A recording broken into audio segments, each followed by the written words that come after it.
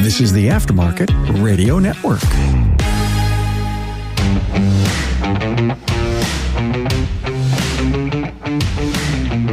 Welcome to another episode of Business by the Numbers. I'm your host, Hunt Demarest, CPA with Paar Melis and Associates. Over the last couple of days, I've had a lot of clients reach out to me forecasting for 2025, and I've also been doing a lot of the same for my own business. What better topic to talk about this week? How to forecast, what to forecast, and everything else in between is exactly what we're going to talk about this week. Before we get into that, I just want to stop and say thank you to you and the rest of the dedicated listeners. Remember, if you want to hear your question answered on here, just have a question for me, idea for future podcast, or want to be a guest, shoot me an email at podcast@parmelis.com.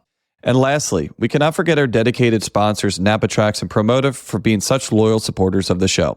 Hey, did you know that NAPA is on-site training plus 6 days a week support? It all starts when a local representative meets with you to learn about your business and how you run it. After all, it's your shop, so it's your choice. Let us prove to you that Trax is the single best shop management system in the business. Visit them online at napatrax.com. That's NAPATRACS.com. Great news. You now have a hiring partner to help you with the heavy lifting of hiring your next superstar. Introducing Promotive, a full-service staffing solution for your auto repair shop. Visit them online at gopromotive.com. The whole idea behind this is forecasting. The title ensues this, setting goals for the upcoming year. But I want you guys to not only leave this with hopefully tools to allow you to forecast and set your own goals, but also the understanding behind this. Also, if you have the understanding behind this, it should hopefully maybe get you sometimes interested in something that you weren't interested in the past and kind of shows you of, yeah, this is going to be a little bit of work, but it's going to be worth it in the long run. Why do we forecast? When someone says, well, why are we going to forecast? A lot of things come to mind. You don't hit what you don't aim for, you can't monitor what you don't measure, and you can't be disappointed if you never set expectations. You all have something that you want to hit. You guys all have a number in the back of your mind, whether you've written it down, whether you just have a thought. A certain sales target, a certain profit target, a certain GP target, car count target. But yeah, what does that look like in a financial statements? That's all forecasting is. So if you think to yourself, Hunt, I'm not really sure, I forecast and I never have in the past, I don't think it like that way. And you're sitting here thinking right now, you're going to close the year at $1 million. And if I asked you, what are you going to do next year? You'd say, hey, we're going to shoot for 1.2. That's forecasting, right? Now, in the most basic sense, but you're forecasting revenue. What we're going to be talking about here is not only forecasting revenue like that, talking about of exporting these and forecasting a full financial statement, but as we'll talk about before, sometimes getting beyond the financial statements. If I'm forecasting this number, what other metric has to change in order for this one to? This might sound very complicated, but what I'm trying to tell you is forecasting is just officially doing what you're kind of unofficially already doing for your business. Hey, I want 5 more cars a month next year. Okay, what does that look like in numbers? Whether in sales, gross profit, productivity, etc. You might be saying to yourself, Hunt, if I forecast what my financials are going to look like next year, what I think they're going to look like, and what that would want them to look like if these certain KPI targets are hit, those are 2 different numbers. And that is exactly the crux of forecasting right there. That is the why we're doing this. Is because if you forecast your numbers and you think they're going to look like this, and you forecast what your dream scenario is, the difference is where you're going to know that you're going to need to focus. Everything that's the same, hey, I can leave this section of my business alone, right? Rent expense can stay the same. Advertising is all fine, but my labor sales or my labor costs are different, and you just saw what you need to do, right? If you look at this and say, the difference between what I think I'm going to hit and what I want to hit is in labor, then you would need to look at your labor and say, all right, do I need to make changes? Do I need to hire a person? Do I need to let go of a person? Do they need to boost their productivity? Do I need to increase the labor rates? This episode is not meant to tell you how to do any of this stuff. It is meant to show you what you need to highlight. How can you monitor something if you don't have any way to measure these results? How can you know if something is broken or something needs to be improved if you don't actually know what those numbers are? Now that you got the basic idea behind it, now that I hopefully hooked you in, let's actually talk about how we do this stuff and what we look at. First and foremost here, and you can do forecasting for 5 years, for 10 years, for 1 month, for 1 week, right? But what we're talking about here in the most basic sense is an overall forecast for 2025. And unless 2025 is your first year in business, you have something to reference it, and it's this year. Going back to what we just talked about there is how different is your reality versus what you want your reality to be is going to go exactly into how we make this forecasting model. You need to sit here and look at yourself and first and foremost say, how did this year go? You guys could be stopped right there because if you don't have good financials for this year, you're dead in the water. You cannot probably forecast accurately for next year because you're going to have too many variables and too many guesses. The less amount of variables that you can have for forecast, generally the more accurate it's considered. If you have no accurate financials right now, it's just a shot in the dark of what you're putting out there for next year. That's how important it is yeah, I know that you want next year to be better. And I know you're going to fix your financials for next year. At some point, you're going to have to probably clean up the financials so that you can get a baseline of where things stand right now. Why do we ask this, Hunt? Why does it matter where we stand and how different that is from the business that I have right now? I'll tell you two reasons. The first is to set the overall stage. If your business that you want is very similar to the business that you think that you're going to have already, you're probably not up for a whole lot of changes. Maybe it's not going to be a lot of friction. Maybe it's not going to be a lot of headaches or chaos. If you're sitting this and the forecast is 50% higher in sales than what you actually were forecasting to hit originally, then yeah, you know that you're in for some big changes. Also, like I said before, if you're forecasting and you're expecting 5%, 10% growth, 5-10% changes in GP on this, I would say that it's something that can be pretty static. You can set these targets, and within reason, it should come in pretty close to expectations. However, if you are forecasting or you're trying to change something 50% up, 60% down, that is something that you're probably going to have to tweak continually because it's just too big of swings. There's going to be too many variables to factor in one fell swoop. All of this might sound overwhelming. All of this might sound confusing. So you might be thinking to yourself, Hunt, what should we be using? It's 2024. Should we be using software to do this? Should I be doing this on the back of a napkin? Should I be doing this in an Excel spreadsheet? What I will tell you is do whatever you're actually going to do and you're actually going to keep up with. I was actually going back and forth on how I was going to word this. And the biggest thing that I see is people overthink this. People go out and they get some sort of financial reporting software, forecasting. They go through all this trouble of trying to set budgets and make this forecast, and they lose the point of what it is. They're trying to work on this whole process when the end result is what we're shooting for. What is this forecast and how do we get there? If you've never done this before, don't go 0 to 1,000. Hey, just maybe basic top line sales. Never done this ever in the past on this. I'm going to set a sales target for next year and I'm going to break it down between monthly, weekly, and maybe daily sales target. I can do that on a calculator. I can do that on a sheet of paper. You say, Hunt, that's too basic for me. I need something more. Hey, go out and do a spreadsheet. You can export your current financials from QuickBooks into a spreadsheet. That's a basic template right there. You can do some growth trends on it, cut some expenses, add some expenses. That's level 2. If you're like one of my clients, and I'm not going to name names here, but I saw your spreadsheet before, some of these spreadsheets can get pretty big, right? Pretty complicated and can be a lot of work on that. Hey, maybe you're already past the spreadsheet and you want to go and look at a software. I was recommended this to my client before. I use a software called Fathom. Fathom does really good reporting, really good forecasting, budgeting, very similar to what you can get out of QuickBooks, just a lot more customizable. Do you need to be using Fathom? Do you need to be using Excel? Absolutely not. The more important thing is what you're doing, not what product you're using. Super tech savvy, love having all of the apps, and it's going to make it more usable for you. Use Fathom. Keep it old school and you want to just do it on pen and paper. It does not matter how you do this. It matters that you are. So again, I can't talk specifically because I don't know what your goals are, but we're going to kind of split this into, all right, what do I do next, into 2 different groups. One of the groups, and the first one we're going to talk to is, let's say that your target is pretty close to what you're doing now or what you expect to be doing. Not a massive change. The next one we'll talk about is when you're pretty far off or need to make some pretty big changes. The biggest thing that makes this a little bit easier is if you don't have a whole lot to change up or down in any really one category, then it's probably safe to assume that you have the correct head count, or if anything, you might be decreasing head count. It's never easy to fire someone. You never want to look to decrease head count, but realistically, you can fire someone today. It is much harder to add someone than it is to fire them.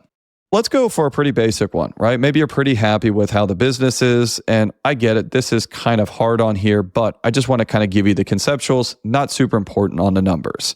Let's say that 2024, we're doing $1 million, $100,000 a month, 50% gross profit, 20% net income. So production is good, net income is good. You've hit that desired 20% net income that most shop owners shoot for. And you say to yourself, you know what, pretty happy with the way this is. Let's shoot for a 5% increase in sales. Because remember, if your sales do not go up at all from year to year, you're losing money. Unless prices start to fall and we actually see negative inflation or deflation, you can safely assume that your overhead cost of living is going to go up 3 to 5% every single year. In this case, we're shooting for a 5% increase in sales just to keep up with our cost. If we're doing this, we say, hey, we want to kind of have a similar year to last year. What does this look like? Sales are going to be 5% higher. Gross profit is going to be similar margins. Overhead is going to be 5% higher. Net income should be relatively the same from a percent standpoint, but dollars and cents, a couple bucks higher because we have more sales. How do you monitor this? And there is a limitless amount of KPIs that you could use to monitor this, but since we're not changing a whole lot of things, we're more or less looking for KPIs that stay similar, if not slightly increase or improve. NAPA Tracks has made selecting the right shop management system easy by offering the industry's best, most comprehensive SMS. It all starts when a local representative meets with you to learn about your business and how you need to run it. After all, it's your shop, so it's your choice, and having a local representation is a huge plus. Customizing tracks to your business, whether you're a one-person shop or a large multi-bay or multi-location company, our representative consults with you to help optimize your shop's workflow, efficiency, and profitability. And unlike the other guys, we'll be there for you after installation with the best training and support in the business with a learning management system tailored to each role in your company. Simply put, Tracks was designed and built for shop owners just like you. Visit us on the web at napatracks.com. That's NAPATRACS.com. Are you tired of spending endless hours searching for the perfect talent to join your team? Promotive is your full-service automotive staffing solution. At Promotive, we believe in being more than just a recruiting agency. We become an extension of your team, working tirelessly to ensure we place the right talent with the right shops. With our always be recruiting mindset, we're constantly seeking out the best professionals in the industry. We manage 90 to 95% of the recruiting process, taking the burden off your shoulders. When you partner with Promotive, you gain a dedicated recruiter and account manager who will work closely with you, understanding your unique requirements and seeking out candidates who fit seamlessly into your shop's culture. We'll ensure that every candidate we present is thoroughly vetted and aligned with your needs. With Promotive, you'll have a peace of mind knowing that we're handling the recruitment process with expertise and precision. We don't just match resumes, we match character, culture, and long-term success. Visit our website at gopromotive.com today and experience the power of Promotive's expertise and dedication. Together, we'll build a stronger and more successful team. Let's say that we want to do that 5% increase in top-line sales. We know that we are selling hours here. We're selling people. And if we want a 5% increase, we either need to do 5% more work or we need to increase our prices 5%. If you were going to do this on productivity increase, then you would look at your hours, look at what 5% more than last year was, and say, hey, if we averaged 100 hours a week last year, we need to average 105 hours a week this year. That's how we're going to get the 5% boost. That's what we can track. If you know that you're going to increase your labor rate by 5% anyways, then maybe you just need to look at this and say, guys, we just need to maintain. We had 100 hours last year. We need to do the same 100 hours this year because we know if we do the same amount with our pricing increase, we're going to meet our target. Overall, like I said before, gross profit percentage should stay relatively similar. Maybe you're at 50 and you go to 51 or 51 into 52. There's no reason you would ever forecast a decrease in gross profit outside of significantly changing your business. Again, like we talked about before, overhead should stay relatively similar. So if I'm reviewing this, if I'm monitoring this, I'm looking at my overhead costs to be consistent.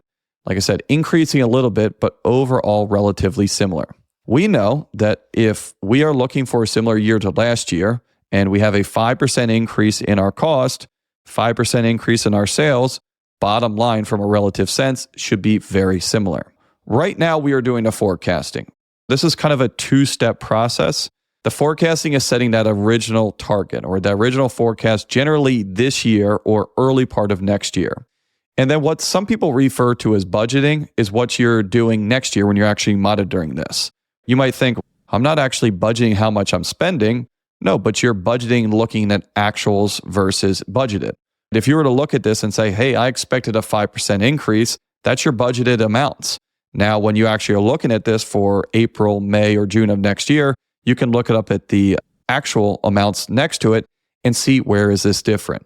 Are we doing better than what we were expecting? Are we doing worse? And why? What can we learn from this? What can we change? Do we need to change our process and procedure? Do we need to change our forecast? And everything in between.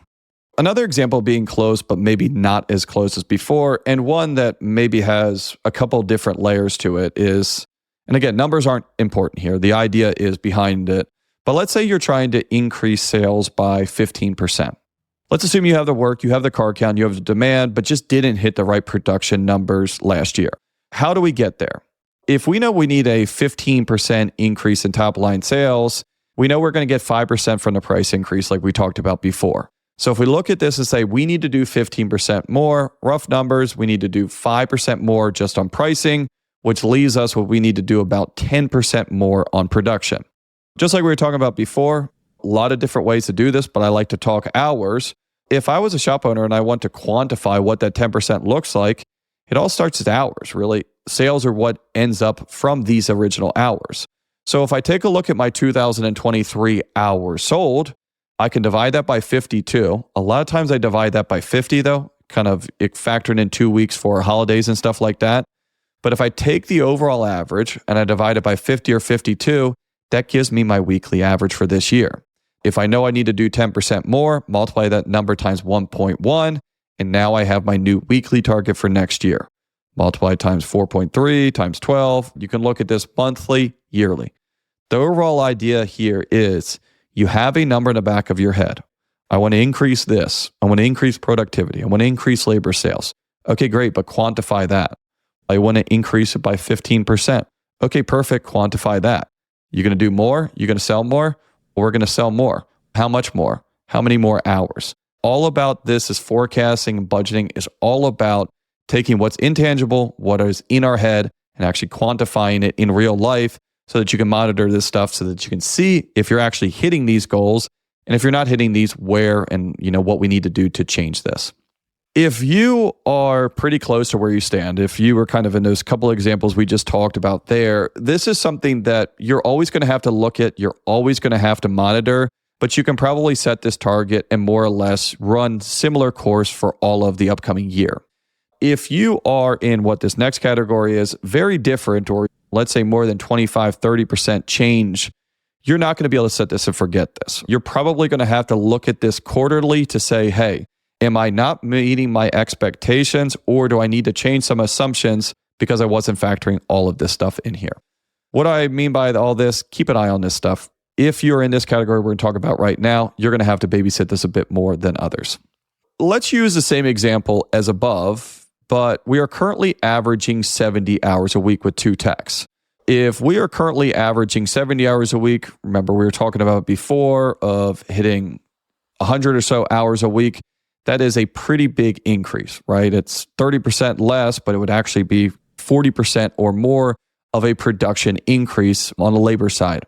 The big thing here is we can look at this and you might say to yourself, Hunt, we're done right there. We are currently doing 70 hours. You said that we had the guys there. We have the work on there. They need to do 100. I'm going to tell them that and we're going to move on. Like I said, the farther that you are away from your current targets to reality, the harder this might be. And like we talked about before, if you're really close, one of the biggest reasons of why this is easy is you probably do not need to add someone and you probably don't need to let go of someone. But if we use this example and we look at this and we say we have 2 guys and we know we need to be at 100 hours of production, that means we have 2 guys right now that are averaging 35 hours of production. So in order to meet that target, we need to either have those 2 guys overnight go to cranking out 50 hours of production a week each on average, or we need to add another team member. Every shop is different, and maybe you can go out there and maybe you can talk these guys into doing 15 hours more a week on average, but it's probably going to be unrealistic. Either way, you are now looking at the end result of saying, I need to have a conversation with these guys in order to boost this production. Maybe you have the right team in place. Maybe it's that conversation that they need, and they say, boss, we can do this. Great. Also, the same flip side of this, it's a good time to realize now of, hey, these guys are doing as much as they possibly can. And if I push them more, they might not hit it or the quality might suffer. And at that point, now, if I want to hit this target, I probably need to add a person. All of this stuff is originally starting from the numbers, but hopefully kind of showing you, do I need to add someone? Do I need to let go of someone? Where do I need to spend some money? Where do I need to maybe cut some money? On the other side of this, maybe you look at this and say, Hunt, I already have the supply side. I got a kid starting this year. He's going to be able to pick up the extra slack. Remember, supply and demand. If you have an abundance of supply but no demand, you have a bunch of stuff that no one wants. If you have a bunch of demand and no supply, people are willing to pay a lot of money for something, but you don't have it. So you got to balance the two. Now, supply for us is on the labor side. It's the technicians supplying their hours in order to do the work. We could have the best technicians in the world and all the capacity, but if we have no cars, we have no demand and we have no market to sell these in.